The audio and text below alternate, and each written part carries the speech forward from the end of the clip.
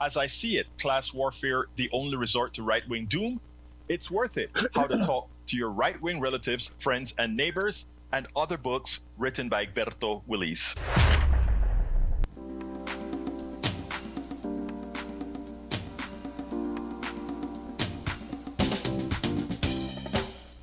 Welcome to Politics Done Right. My name is Egberto Willis, your host. Good morning, Houston. Good morning, Harris County. Good morning to the great state of Texas. Good morning to the United States of America. And of course, good morning to the world receiving our signals via the magic of El Internet, formerly known as the ARPANET, created by whom?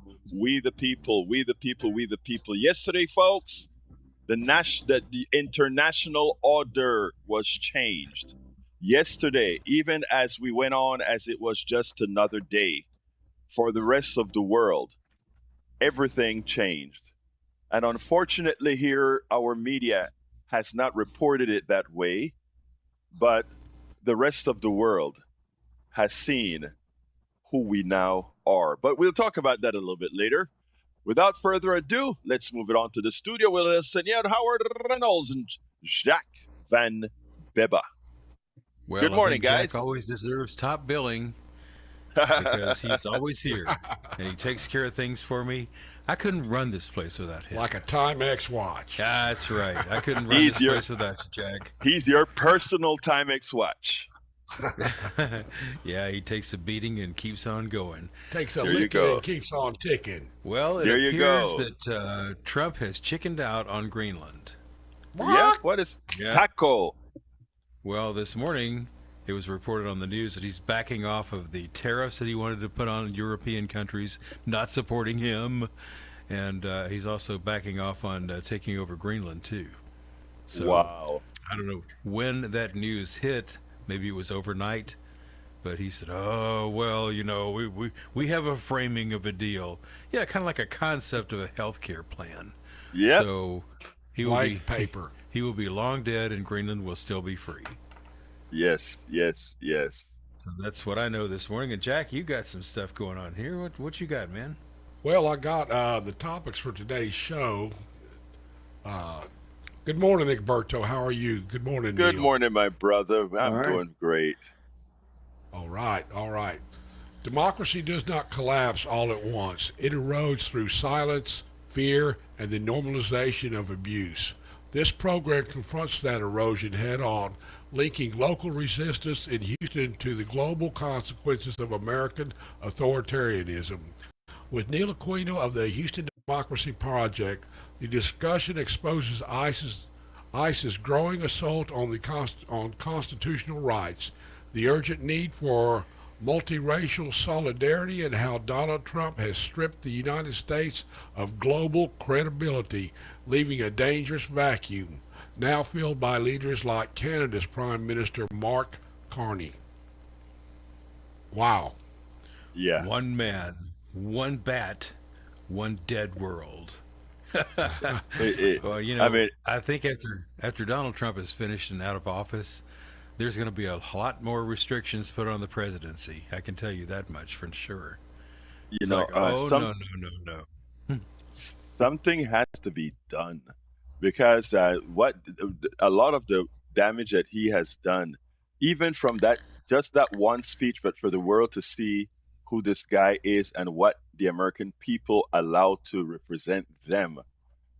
My God, what it has done to our credibility overseas in a 1 hour and 40-minute speech.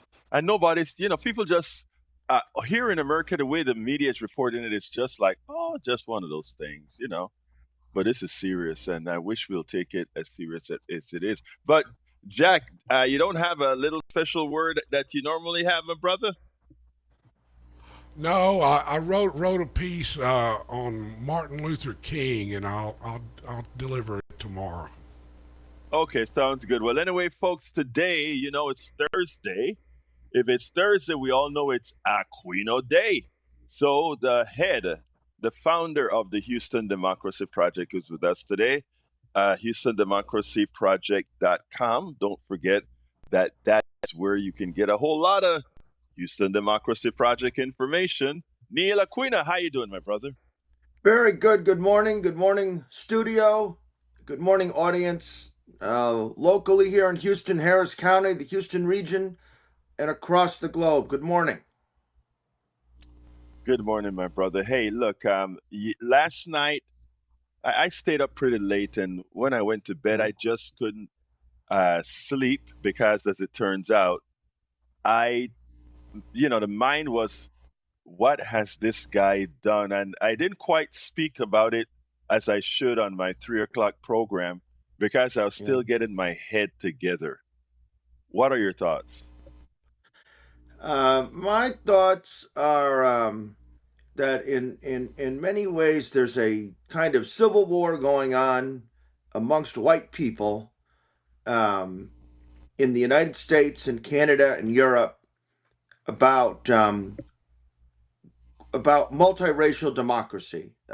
Trump and Vance and Miller want to create a Europe, a Canada, the United States that is not founded on multiracial democracy, and that's why they support these ethnic cleansing here in the United States with ICE and with the support for the far right parties, the AFD in Germany, Reform in the United Kingdom, and I think that's what a lot of this is about. And I think white folks need to decide to talk about their support for multiracial democracy with friends and family. I don't want to live in a world where it's not possible. When Trump does the same thing that Vance did and talk about civilizational erasure um, over in Europe, that's what he's talking about. I go to these places, they say, and they're not recognizable, meaning they're no longer white. And here we're talking about ending birthright citizenship. The Supreme Court has that case. Who would have imagined that that's what we'd be talking about? They want to start denaturalizing people. They want to start looking at the 14th Amendment. So usually I talk and do want to talk about local issues, but I've been thinking about this um, lately. And here in Harris County, of course, we live in the most diverse county in the United States, a pivotal electoral county in Texas. But that and so it's a big issue here. But that's what I feel is going on is and for anyone non-white, and you'll hear sometimes this isn't my fight, and I'm tired, or I voted, and those things are all true. But unfortunately, for non-white folks here in the United States, unless you're going somewhere which might be a reasonable choice. But unless you're going somewhere, you're stuck here. And these outcomes are going to impact you. So people can become involved as not. So I guess I have a more global comment today than I usually do um, when we talk Well, about let local me let me democracy. let me just say, you kind of shocked me with the way you started that, and I mean, as a topican, I'm actually glad. I'm actually impressed. I'm actually because you know I didn't. I watched the entire speech that Trump gave, and Yeah. I read all I could hear all the tidbits. I could hear when he was telling Europe, "You better get all those other people out of your country," Right. because I heard all of that. But I'm so used to it. It was just uh, you did something that just impressed me. That you recognized it right off the bat. And I'll be blunt with you as a white guy listening to the speech and just picking that up that way. But then again, I know you. Uh, Picking it up that way, that is that is something that you have got to teach a whole lot of people. That it is okay to let your morals be your driving force. You see what I'm saying? Yeah. I do. I think I think some I think sometimes people think that I can tell you as a white person, I've never had a discussion about collective whiteness with anyone. I've never, there are, I don't know how many white people there are in the world. There's something like 8 billion people in the world, and maybe 1 billion of them are white, or I don't know the Hmm. number. And they're, and maybe a little, I don't know. And this is, of course, why the right keeps wanting to focus on Russia. Not that there's not all sorts of people in Russia; it's extremely diverse. But that's another giant country full of white people, and just like the Nazis, um, these folks, J.D. Vance and Stephen Miller, even though he comes from Jewish folks, Mm-hmm. they have this concern apparently just about the extinction of white people. That's why they chant "You will not replace us" in Charlottesville, Virginia. When they killed the young woman, that was directly pertaining to Jewish people, and Jewish identity is a different.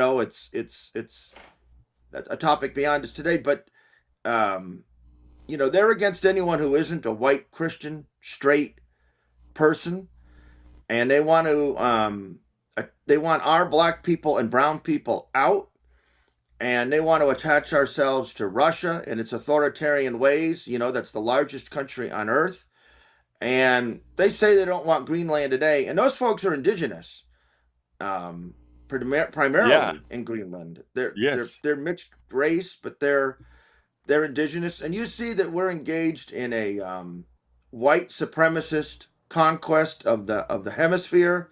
Venezuela, Cuba. We're telling everyone what to do. We want to take the Arctic Circle, and I've felt this way for a long time, for a while, but it's been crystallized by this talk about Greenland, by the conquest of Venezuela. Those folks are not conventionally white. I have no idea how they view themselves. None of my business. But that's and here in Harris County, part of the reason that Whitmire. I always try to bring it back local. Part of the issue with Whitmire, who is in his heart not a racist. He doesn't like ICE or Trump. He doesn't. He made that clear again at council yesterday. Hopefully, we'll talk a little bit about that. And I believe him. He's not in his heart racist, for all his problems, but he's cooperating and collaborating with these people who are racist. And we talked about this last week. He's telling us that we can't have our resources we send to Austin unless we collaborate with these ethnic cleansers. And these are the people that Mayor Whitmire worked with all his life in Austin.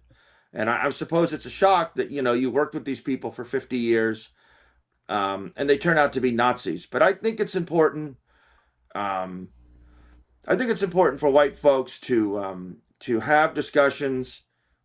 It's also true. I think there's a notion that every white person has a bunch of racist friends, or I hear this on TikTok, or I see it referenced on social media, that every white person has a bunch of racist friends or has a bunch of right-wing family members. I think for a lot of folks, a lot of white folks, if someone starts talking racially, you end the friendship. And I don't have, I have a few Republican relatives. I haven't spoken to them in 20, 30, 40 years.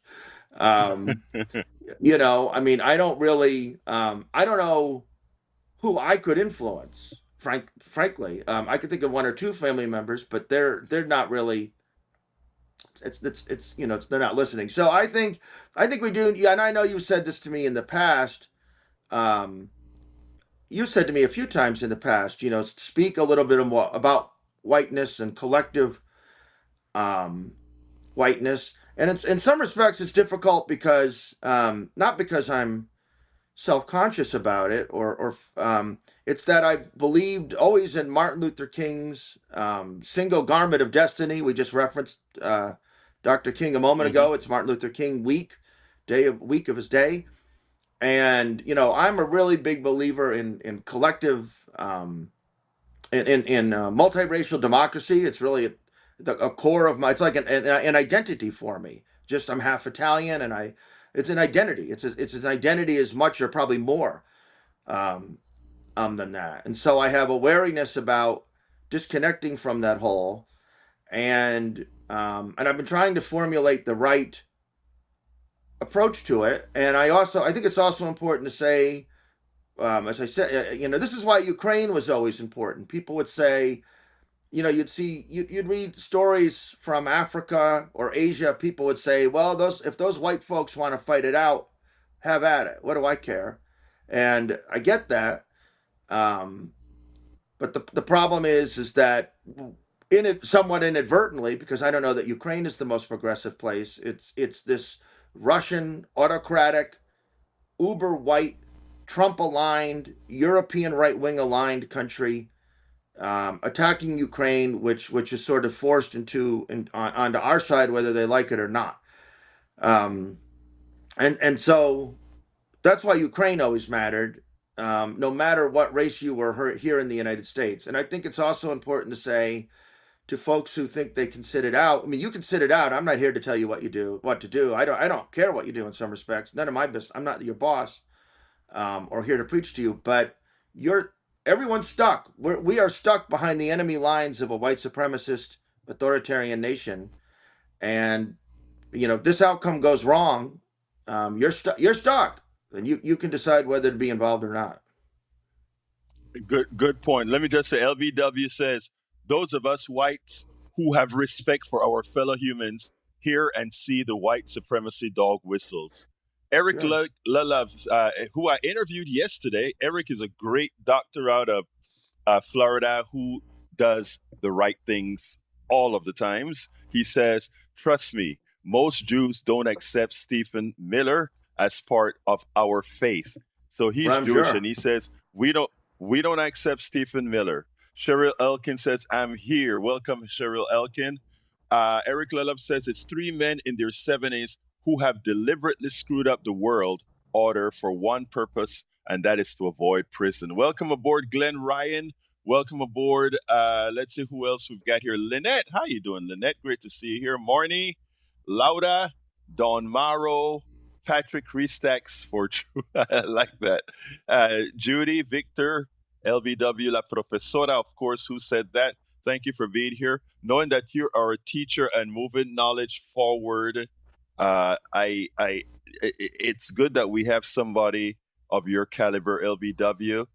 Cynthia, Vicky, Cheryl Elkins as well. Let me just say something about you guys hear my program all of the time. So I've been on this doing on this kick for decades. I think race is one of the most stupid things. I mean, when we look at it from a Mhm. biological standpoint, when we look at it from every standpoint, except that is capitalism needs it. I always bring it back to an economic system. Without racism and all the isms, capitalism fails. So I'm not going to go into that description on that right now, but just take that take that for now at face value. And one of these days, I am going to just do a show on how necessary racism is for an economic system that extracts. But right now, we have Richard from the People News online. So I'm going to get Great. Richard on and then we'll continue. Neil, come on in, Richard. Great. Richard, you're on. Okay, I think he'll come on in a little bit. Yeah, there you go. Richard, you're on. Yep. Can you hear me now? Yes, sir, I Hello? can. Okay. Yeah, I can hear you, Thank Richard. you for all y'all do. Look, I think what Neil is saying to me, the way I interpret it, we're at crossroads, y'all. We're at a crossroads. Which way are you going to go? Are you going to go the way that you've been telling everybody that you believe, that you find Christians out there? Are you going to go that way, the way you've been acting like you are? I'm an atheist, but I guarantee you I practice the tenets of Christianity probably more than 90% of these Christians, especially down here in the South, than they do. This is the crossroads right here. Are you going to go the way you've been acting like you are? Or are you going to go this racist pitch? All you got to do, it's simple. Read The Rise and Fall of the Third Reich. You have plenty of these people like Whitmire, like Neil was just talking about, that aren't really like this, but they go along to get along because it's all about them. I want to tell you something. I talked to an attorney yesterday about these people that I'm going to sue because they're using me and my wife to promote their business. We met them, gave them our cows, they turned us into vegan, So I just assumed, they're all about animal rights until, and they resisted telling me who they really are because of ulterior motives. So we'd be sustainers, which we were for years, until I realized who they really are when they started talking to me. Anyway, where I'm going with this is I'm talking to this attorney about them, and he said, I know, Richard, but racism trumps everything. I said, their whole goal is animal rights, but yet they're right-wingers. Yet they're Trump chumps. And like he said, racism trumps everything. I've tried to talk to these people to no end. And so I don't want to. They've been on your show, that she has. They've been, not your show, they've been on KPFT promoting animal rights, promoting veganism. So I just assumed anybody like that is open-minded. But racism trumps everything. The crossroads we are at right now, are you going to go to this way? Or are you going to go the way that you think your white nationalism, your race, I'm proud of my race. I mean, it's going to happen. This whole world, if we don't blow it up, is going to be homogenous. So that's all I want to say. Thank y'all for listening. Thank you, Richard. Thank you for that call. You want to add anything to that, Neil? I'm going to use that as a segue to another topic I wanted to cover briefly. Richard's out in Montgomery County. There have been in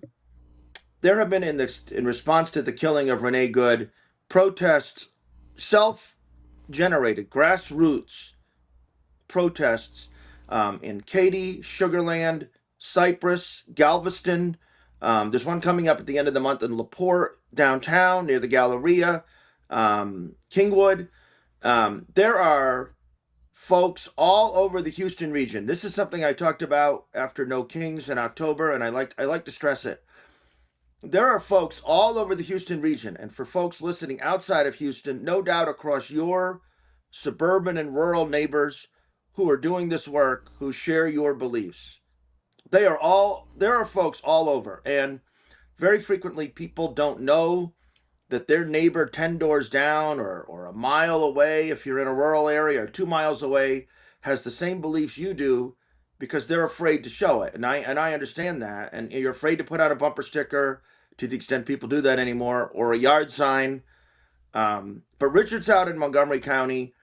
There are people all across Houston, Brazoria County, I've spoken out there, Angleton, who share these beliefs. And one thing I like to stress is don't make assumptions about suburban or rural areas, what they're thinking or feeling. And the No Kings protests were all over. There's something called the Visibility Brigade. Google it. And they do banner drops over highway overpasses. Visibility Brigade. Google it and go see. And there are chapters all across the country. Go and look at the list. If you can start your own, the next action is when you organize it. But I want to use Richard's call as a segue into that point, because I think it can't be made enough. There's good folks everywhere, and there's probably more around you than you know. Actually, I'm glad I'm glad that you said that. I've been out there to Montgomery County as well, very well received, and realized Yep. exactly that. A lot of our rural brothers and sisters, they are just looking to say, what can I do? I am not Yep. like this. A Right. lot. And it surprised me quite often. Yeah, you're Well, it less should alone than you surprise me, think, but no matter where you are. you're less. And the thing that you just pointed out, and as well, Richard, and that is, there are a lot of people out there that are just trying to cope because Yep. they think they're alone, and if they learn that they're not alone, the goodness that I always speak about, most people being good. And let me tell you that's the reality. Most people are being good. Peer pressure is a powerful thing. Racial peer pressure is even more powerful. Gil, line number 2, come on in. Oh, hi, sir. How are you? I have I'm fine. digress here from your topic.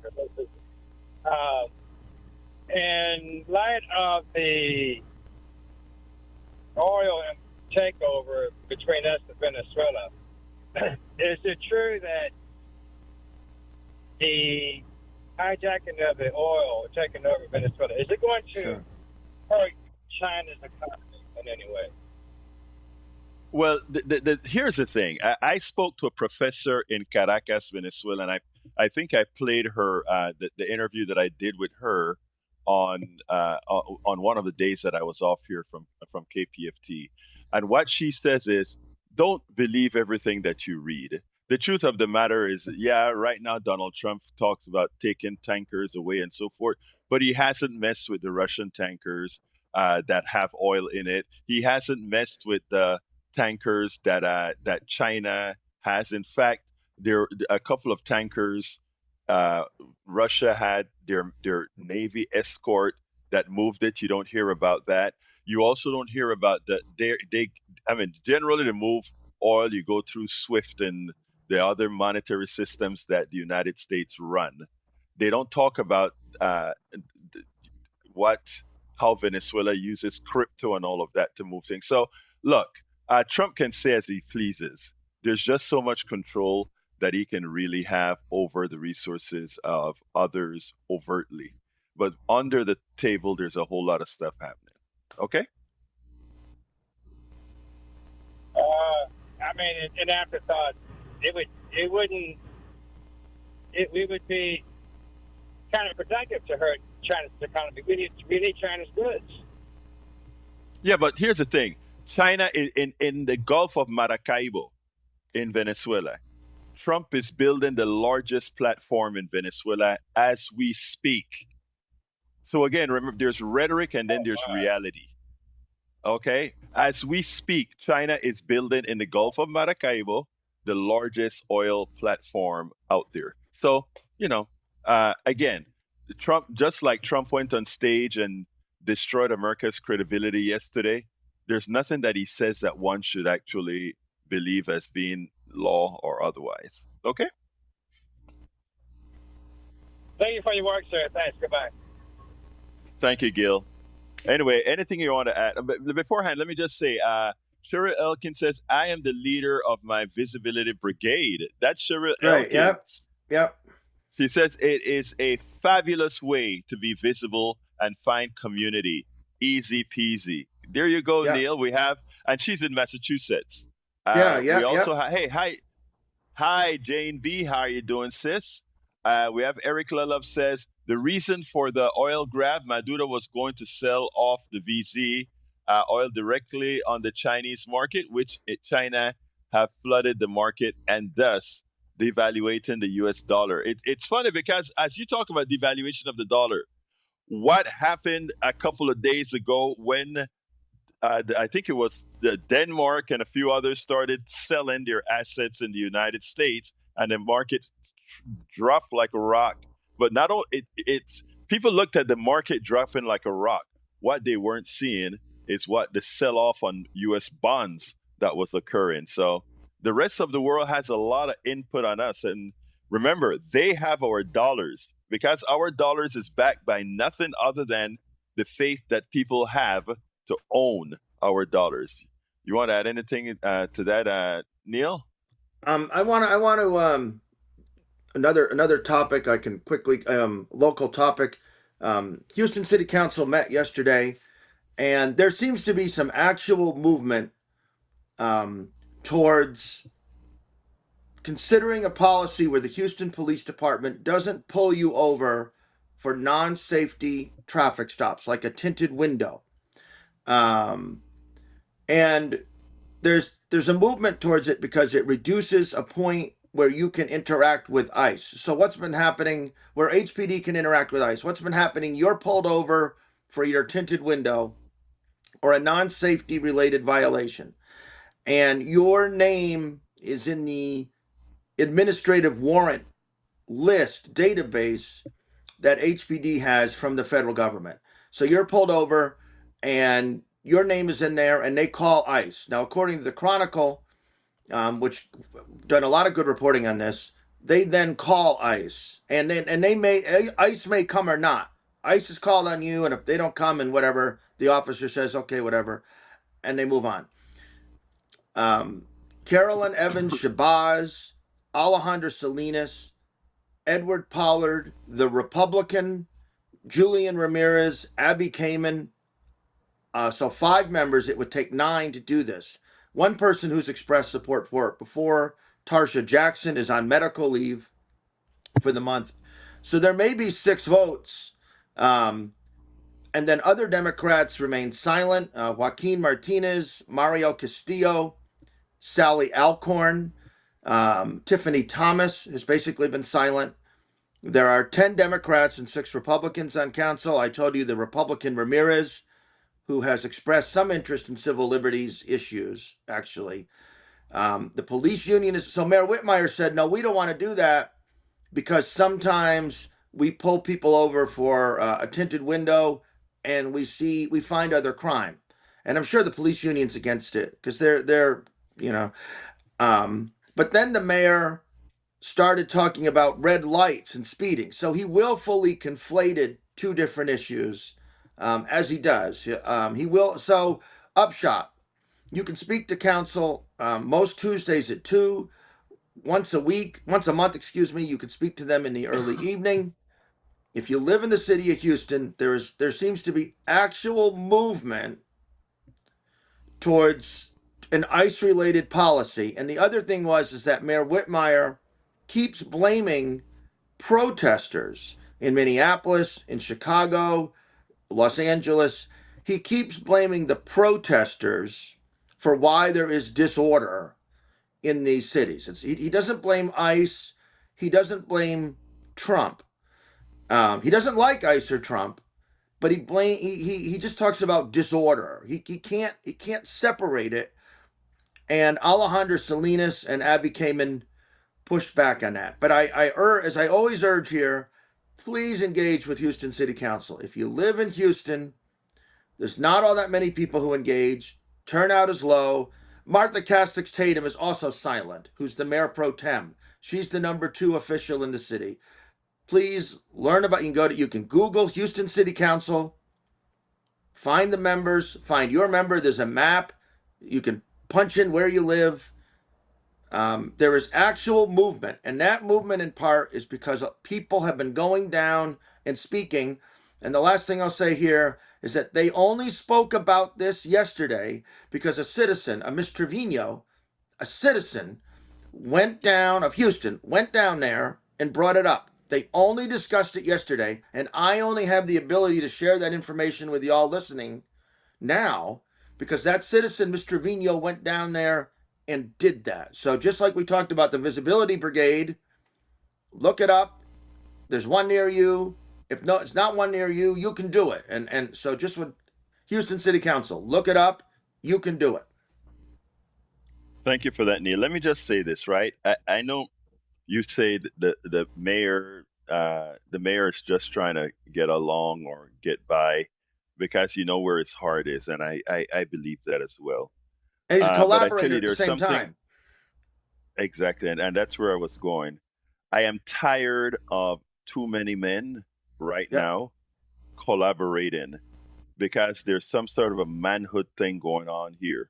Because I am out there like you are, and most of the people I see active on the streets doing the work, our women are out there. They know exactly what needs to get done, but the men are so cowering.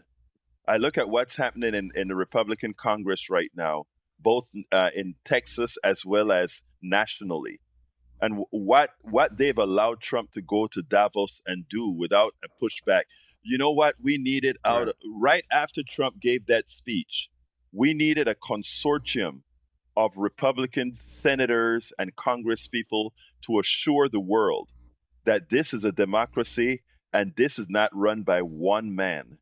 And that would have assured them that they don't have to run and seek refuge. I'm coming to you in a second, Donald. I want to mention something that I read last night. The Washington Post, once an editorial board that made sense, came out and attacked Prime Minister Mark Carney of Canada. Right. And because Mark Carney of Canada has pretty much says what you have done, the United States, because we can no longer rely on you as a stable partner. We will be the stable partner of whomever wants to be a stable partner around the world. And guess who that has been and is becoming? China. They've established a close relationship with China now, and WAPO is saying, "Wait a minute, Canada, you are naive. Not because Donald Trump is treating you like a child should you try to go elsewhere. It is short-sighted of you." Never did the Washington Post said it was short-sighted of Donald Trump to go on the national stage and tell these Europeans that you need us more than we need you, that you are nothing without us. What do you think these people are going to do? They are all going to branch off. First of all, get together, branch off, and leave us in the dust. People, we owe over 30 something trillion with paper money that has no value other than the value people put in us as a country. That's the only value of our money. Our money is not backed by anything. And you could say, well, are we a great manufacturer of things? No. Are we a great intelligent country more so than anyone else? No. The thing that we are, the sole thing that we offer is the bastion of capitalism where people who are willing to extract can come and make a quick buck. And that has our buck very strong. My question to you, you have the world lose faith in us.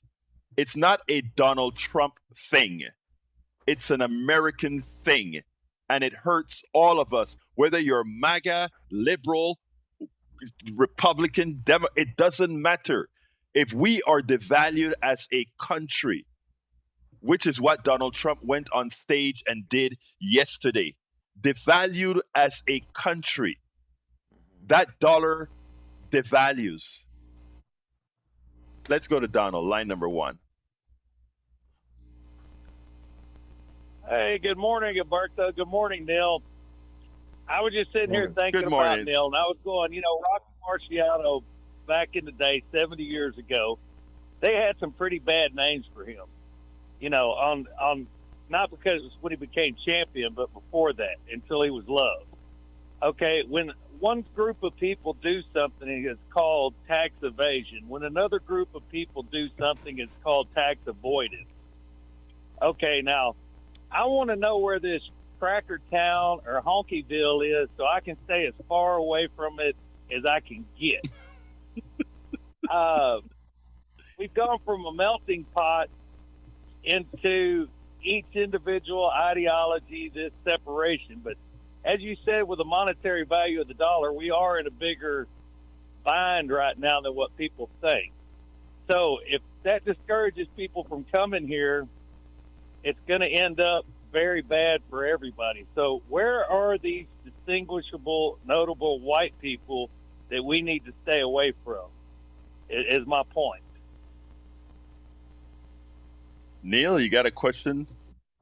Well, I think first of all, my father saw Rocky Marciano fight in Providence, Rhode Island. So I'm always glad for a Rocky Marciano mention. I'll just take it from my angle. I just said, if there's people that as a general matter, I think here is a time for white folks to start talking about their support for multiracial democracy and to think about how they can back it up, because we have an administration and international partners that they have who want to get rid of that prospect. So, there are folks all over. I don't know how to generalize one place or another, but this is a good point, and the point was always there to speak about these things. But I think with such a brazen attack on multiracial democracy, here is a point to talk about it.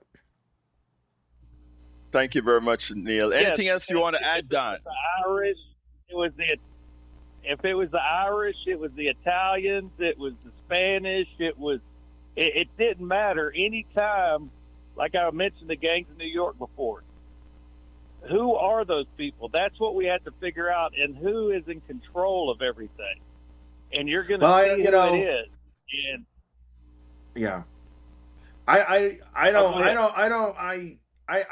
sometimes, I've never really thought about collective white identity, and in some respects that's a privilege. In some respects, the topic never comes up. I've never been in a conversation where we're like, as white people, which I think is a more common experience. I think I get the inference or suggestion that folks think that white people are having those conversations. Maybe some are. I think wide swaths of white people do not. I don't care if there's a billion white people or 2 billion or 100 million white people in the world. I don't care. I think people. I'm half Italian, half Wasp. On my mom's side, we got here from Massachusetts 400 years ago. Um, those facts aren't overly relevant to my life, or I don't think about them. So I think whiteness just becomes a muddle of people from Poland or Ireland or long time here or Italian, and that's how they see themselves. Just sort of a muddle of folks. All right, Donald. exactly, but Anything we else? I want to jump to encourage Jimmy. everybody that comes Yeah. in. That's what I'm getting. We come up with bad names for certain groups that come in. We do this, and it's throughout the 250 years. So how do we change it? Is I guess my point. Because if you do a I 23 want to and answer that. DNA, you look all the way Yeah. back. Okay, go ahead. Yes, sir. I do want to answer that. The mere fact that you're calling in here and speaking the way that you do, you're giving permission to a lot of people to actually think. Because remember, Yeah. people just kind of move from their, how they were reared. And a lot of people know that what they're doing is not quite right. No, they're the psychopath. Don't get me wrong. They're the psychopaths that will never change. There's some MAGA folk and so that'll never change. But the fact that Neil comes on, and I've told Neil this off line before. One of the reasons I have a lot of respect for my brother here is that there are people who are willing to go ahead and say, hey, it's okay. It's okay. Look at me. It's okay. Because a lot of people think they just have to stay with, and I use this word loosely, with their tribe. Okay. And tribes are only formed because of migration and things changing environmentally. That's how tribes were formed. So people like Neil and yourself, Don, just by speaking and living the way you are a template for others Sure. who see you to be. You are a template. So a lot of times you don't change somebody by talking to them. You change somebody by being who you are. You come on here and get away with a whole lot of stuff because of who you are. You get what I'm saying, Don? And one other thing, Harry, yes. Well, Harry, we hadn't heard from in a while, but I know a certain area where pigmentation has a variance difference, and I still think Jesus might be black when I get to heaven. But that's all I got to say. I'll talk to y'all later. Well, thank you. Thank you, Donald. I mean, if you want to talk about Jesus, is another subject. But just remember, Jesus wasn't from Europe. Come on in, Jimmy. Yeah, I want to talk about Trump and his desire to take over Greenland. He's using these tariffs now to threaten these other countries. If they don't support him on Greenland, he's going to raise their tariffs. That's really wrong to have that kind of power. The Supreme Court needs to come out with their decision about Congress should have a control over the tariffs because they are in charge of taxation. So we're letting Trump act like a dictator there, and he's using tariffs for his political purposes, not just to raise or lower money. That needs to happen. Right. And the Supreme Court is dragging their feet on making that decision. That decision should Hey, come Jimmy, out now. you're right. Jimmy, you're right. Let me just tell you one thing. Trump backed down from the tariffs on Europe for Greenland, and he also backed down on taking control of Greenland. Just want to let you know that happened over the last few hours, if you will. because that's one of his crazy ideas. We can already have more military bases up there. We don't need to take it over if we want to use it for national defense. Okay. Thank you very much for, as usual, but, Jimmy. But, Jimmy's point though day, remains. Jimmy. And I've read that when the Supreme Court does rule on tariffs, they intend to go around it right away. As they do around everything. Yeah. And Jimmy's point is basically, for the moment he's pulled back. True. Let me I didn't salute the folks in my other chat. Lisa Blair from Atlanta, Georgia. Welcome aboard. Harry Denson from Missouri City, Texas. Harry is our stalwart here in the chat as well. Joe, another stalwart in the chat from Los Angeles, California. Thank you all for being here. You guys are wonderful, wonderful people. Let's go to Bruce, line number 3. I can hear you, Bruce. Hello? Yes, I got 2 points to make. One is Europe sacrificed a lot more than we did in World War II, and if Europe would have fell, we were next and we'd be speaking German. Trump needs to remember that. I'm soaking a big pot of beans. I'm going to cook it up because I can warm it up if we have the bad weather. Right. And I'm throwing in ham hocks, onion, garlic, tomato, green chilies, all kinds of spices. I could not see myself making a pot of just plain beans. White nationalists want a society that's just one flavor, plain beans. When those parts come together, they make something bigger than the individual parts. The whole is better than the parts. Our society is better when we have talents of all people coming together. We don't need a white bean, no spice society. So I'm done. And also, because I'll be eating beans for a few days, don't get in the elevator with me. I'm done. Hey, Bruce, wait, don't leave yet. Let me just say this. Oh, you left. I told Don just being who he was an example. I've spoken to you about that as well. And Neil, great example of what people look up to. And Bruce, your statement, that is a difference to be made, brother. Let me just tell you that. That's the difference to be made.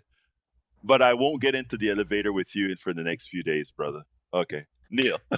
Bruce referenced the weather. They discussed the weather at Houston City Council yesterday. They had their Office of Emergency Management boss, I'm sorry, I forget his name, come to council. The city has 7, we can attach a brine, like salt, brine, with the weather, the ice coming. The city of Houston has 7 brine applicators that we can attach to trucks. So this is a big city. We have 7. We have no snow plows. You can probably guess that. The city of Houston owns no snow plows. The state does. And they partner with it. They're opening all of the warming centers. The mayor is opening all of the warming centers, but only some of the warming centers have generators. Only some of the warming centers have generators. If you need such a thing, you should check in advance. And there was talk about Councilmember Thomas asked if she's an A-leaf, if the generators could be brought to her, and that has been a charge. Oh, that was a pun. A generators charge. I made an accidental pun. But that's been an issue at council. Letitia Plummer, who left council and is now running for county judge against Denise Parker, helped get a generator at an Acres Home multi-service center, and there were no generators at fire stations, emergency generators, which was part of the reason our previous fire chief was fired. He didn't tell Mayor Whitmire in advance that was the case. And Whitmire, he'll say all these things. He is a collaborator. Let me just be clear from earlier. Whitmire will say all these positive things. We care about generators. We need the streets. And you're like, oh, that's good. And he can't help himself. He'll start saying, when I got here, there wasn't a generator there. Everything is, he can't get past that kind of rambling bitterness. So just to fill in the character of the guy. But the weather was a big topic at council yesterday, and the last thing I'll say is I keep hearing the roads are hazardous, will be hazardous during the storm, but there's no safer road in Houston than an empty road without all the speed racers and red right runners on it. So the roads will actually be safe so long as you stay off them, and a lot less dangerous when our violent motorists are on it. Yeah, for our Midwest listeners, our Northern listeners who are used to snow, let me tell you, our city will be crippled on Saturday and Sunday because we From are. ice. Maybe it's From Sunday ice. and Monday. Yeah, yeah. When does the ice start? On Saturday, right? They're talking about Saturday. Still, I this it still seems in flux. And one thing they were talking about yesterday at council was that when the power went out in 2021, there was more demand than capacity. There was more demand from capacity. They're saying that for this go round, they are very concerned about. They kept referencing Montgomery County as we've been doing today. Right. Apparently, some of the power we get comes from goes through Montgomery County, and there are forecasts for a lot of ice up there. And Mayor Whitmire and council seem concerned that we might lose power because the transmission resources in Montgomery County would be caked with ice. I better go ahead and make sure my generator power's on. I'm supposed to check it every month and haven't been doing that, but I need to make sure. Here's your chance. But anyhow, there's my chance. Irresponsible of me to not have done that. Anyway, very irresponsible of me to not have done that. Anyway, folks, Cheryl says, this is what we call a French toast level 5 storm. People flock into stores for bread, eggs, and milk. Be prepared, be safe. Oh, I guess it's affecting the north as much as it is affecting us. But they know how to deal with it a lot better than we do. So J.D. Vance is going to Minnesota today because he's trying to ramp up a riot. So J.D. Vance is having a forum. I looked, the high temperature today in Minnesota is 7 below. Wow. So I don't know what kind of riot he's going to be able to gin up at 7 below. They are itching to send those troops in. Yeah, well, you know what? I don't think so. LBW says, gotta go teach. Have a great day, y'all. Long day at work today until 8 p.m. She must have a concert she has to go to listen to those kids. Let me tell you, give kudos to our teachers, folks. They are the ones that move knowledge forward. Let's give kudos and thank these people who chose to be teachers. It's not an easy job. My daughter is now a teacher as well. And I tell you what, I watch how hard she works. She comes home and she prepares, and she, based on what the needs of the kids, she would say, this particular class, Dad, needs XYZ. So I think I'm going to create a PowerPoint that's catered to them. And I sit down and I just listen to her and like, wow, and she's up in her office doing that, fixing up PowerPoints. Look, teachers are special. That's all I'm going to say. Teachers are special. Anything, Neil, that you want to add before we close this baby down? The the primary, whatever primary you're voting, early voting is the 17th through 27th. Election day is March 3rd. Think about who you're for. HoustonDemocracyProject.com, HoustonDemocracyProject.com. That is my shop, HoustonDemocracyProject.com. Okay, let me throw it to the studio to see if we have anything from Jack Van Bever and Howard Reynolds. Nothing from me. Jack, what you got, man? Well, I noticed that gasoline for premium was up 16 cents. They're already starting to gouge us for gasoline because of this storm. The rats. Wow, I didn't see that. That's not a good thing. That's not a good thing at all. All right, we have Marnie who says, I love our teachers. My mom's a retired public teacher. I really love and appreciate our teachers. Thank you for that. I hope we are all safe during the storm, according to Jane V. in North Carolina. We will work hard to be so. Harry Denson says, Neil, you are a truth teller on this show, Politics Done Right, and whatever other show or rally you surface on. keep telling the truth about social, local, and national politics and economics and international politics and economics as well. Sorry for the typo words. So that was one of our Very good. locals I giving you appreciate it. some kudos, giving you some kudos. And last but not least, uh, let's see. Marnie says we're supposed to get ice here in coastal South Carolina. People can't drive here in the rain. Forget about the ice. Sounds like Houston. Let's see what else we got here before we go. Glenn Ryan says, "Hey, Glenn, how you doing, brother?" He says, "If only we had a party that was supposed to that was opposed to the wannabe dictator. The Dem leadership is tepid, and why my brother Egberto tell us we must vote for them." Glenn, you understand where I'm coming from. Glenn, don't do that. What I said to do in the primaries, Glenn. Folks, go out in the primaries and vote progressive to ensure we get the things that we need and want. That is where it's happening in the primaries. Anyway, folks, don't forget to visit Neil's HoustonDemocracyProject.com. HoustonDemocracyProject.com. Yes, he's a very, very hard worker to ensure that our democracy remains. I want to thank you guys, first of all, for being here, for listening. I love to have your eyes, your ears, and your input. We had a whole lot of great input both online from Neil, Jack, Howard. Thank you guys for all that you do. Love you all. My name is Egberto Willies. This is Politics Done Right. And you guys know how I end this baby. I am what? I'm out. You're listening to the American Democracy Minute, keeping your government by and for the people. New lawsuit filings allege a member of Elon Musk's Doge team may have created an external file containing personal Social Security information. That month, that employee and another were allegedly contacted by a political advocacy group attempting to find evidence of voter fraud. The filing comes during discovery for a